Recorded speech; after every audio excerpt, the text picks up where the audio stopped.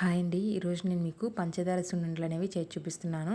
ఇప్పుడు మనకి రాఖీ పండుగ అనేది వస్తుంది కదా, దానికి స్పెషల్గా నేను మీకు ఈ పంచదార సున్నుండలు అనేవి చేసి చూపిస్తున్నాను. చాలామందికి పంచదార సున్నుండలు అనేవి తెలుసండి, కానీ నేను ఇవి తింటే మనకి బందర్ లడ్డు ఎలా అయితే ఉంటుందో మనకి పోసు తగులుతుంది కదండి, చిన్నదని.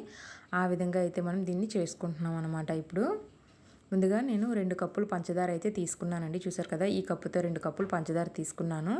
దీన్ని మరీ మెత్తగా అయితే గ్రైండ్ చేయకూడదండి. మరీ మెత్తగా కాకుండా చిన్న గరుకుగా గ్రైండ్ చేసుకోవాలి. చూడ్డానికి మనకు మెత్తగానే అనిపిస్తుందండి. చూసారు కదా, ఇలాగే మెత్తగా ఉన్నట్టుగా ఉండాలి, కానీ లైట్గా గరుకుగా ఉండాలన్నమాట. తర్వాత దాన్ని మిక్సీ పట్టేసుకొని పక్కన పెట్టుకోవాలండి పంచదార పొడిని. ఇప్పుడు అదే గిన్నెతో 2 కప్పులు మినపప్పు వేసుకోవాలండి. మినపప్పు వేసుకొని సిమ్లో పెట్టుకోవాలండి. సిమ్లో పెట్టుకొని మనం వేయించుకోవాలి.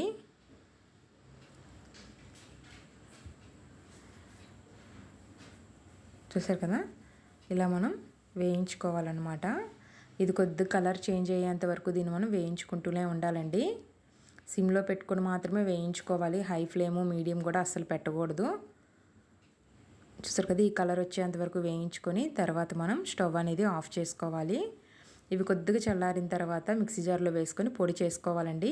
మరీ మెత్తగా మనం సున్నుండ అనేది తిన్నప్పుడు మనకి పంటికి అంటుకుంటుంది కదండి, అలా కాదండి. మనం ఏ విధంగా చేసుకోవాలంటే చిన్న బరకగా పంచదారని ఏ విధంగా అయితే చేసుకున్నామో దీన్ని కూడా అలాగే కొద్దిగా లైట్ బరకగా ఉండేలాగా చేసుకోవాలన్నమాట. చూసారు కదా, మనకి చూపుకి కనిపిస్తుంది కదా, కానీ పట్టుకుంటే మనకి కొద్దిగా బరకగా ఉండాలి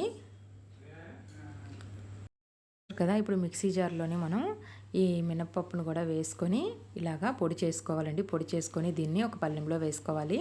చూసారు కదా, మరీ మెత్తగా లేదు, చిన్న లైట్గా బరకగా ఉందండి. ఇప్పుడు ఇందులోని మనం పంచదార పొడి రెడీ చేసుకున్నాం కదా, దాన్ని కొద్దిగా వేసుకొని కలుపుకోవాలండి. తీపి ఎక్కువ తినేవాళ్ళైతే పంచదార పొడి ఎక్కువ వేసుకోవచ్చు, లేదు అని అంటే తక్కువ తినేవాళ్ళు కొద్దిగా పంచదార పొడి వేసుకొని కలుపుకుంటూ ఉండాలండి.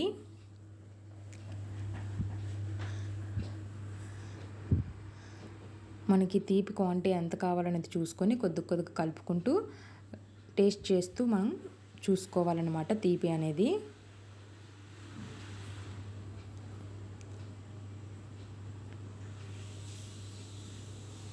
ఈ విధంగా పంచదారని కొద్దిగా వేసుకొని బాగా కలుపుకోవాలండి.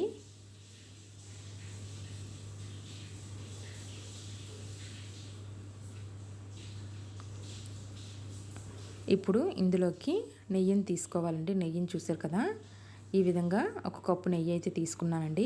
ఇప్పుడు ఇందులో కొద్దిగా నెయ్యి వేసుకుంటూ కలుపుకోవాలండి. నెయ్యి అనేది ఒకేసారి ఎక్కువ వేసుకోకూడదు, మరీ ఎక్కువ వేసుకున్నా కూడా మనకి ఉండ అనేది గట్టిగా వచ్చేస్తుందండి. కాబట్టి నెయ్యి అనేది కొద్దిగా వేసుకుంటూ కలుపుకుంటూ ఉండాలండి. మనకి ఉండ అయ్యేంత వరకు కూడా మనం నెయ్యిని అనేది వేసుకోవాలి. వేసుకొని కొద్దిగా కలుపుకోవాలి.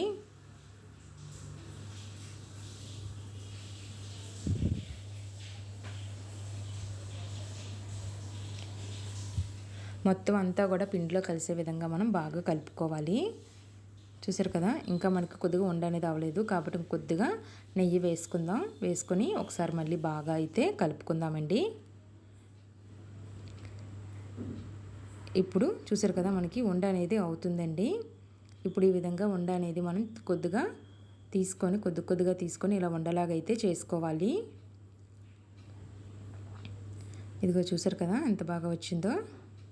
చూసారు కదా, మీకు కనిపిస్తుంది కదండి వీడియోలోని, మరీ మెత్తగా అయితే లేదు.